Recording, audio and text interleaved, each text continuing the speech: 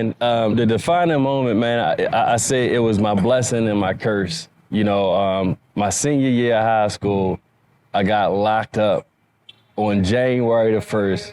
I'll never forget it because me and a couple of my so-called friends, we actually was just leaving a party to bring in the new year. And we actually was pulled over, me not knowing we was driving in a stolen car, me not knowing there's 2 handguns in the vehicle. You know what I'm saying? So we got pulled over and we all got locked up.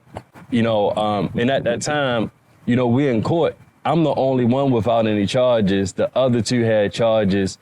And me, I grew up based on loyalty and honor.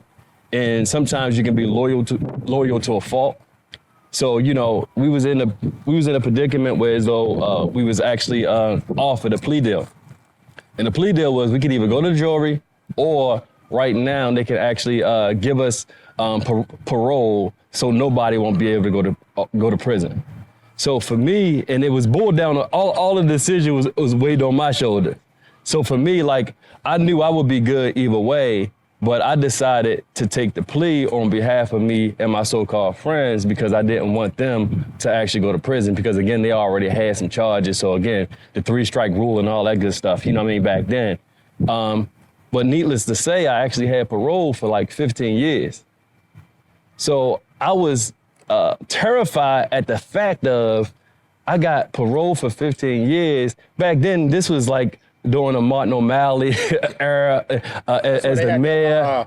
The stop and frisk. 5 years with the gun posters everywhere. All of that, man. Handgun charges. You get a year for every bullet that they find on you. And even they used to have the jump out boys where as though it was stop and frisk. You can just be like in front of the corner store walking down the street and they could just pull you over for anything. So oftentimes, and I seen so many people get locked up for stuff that wasn't theirs or falsely arrested, I was terrified on the fact that 15 years, how would I be able to make it without getting locked up?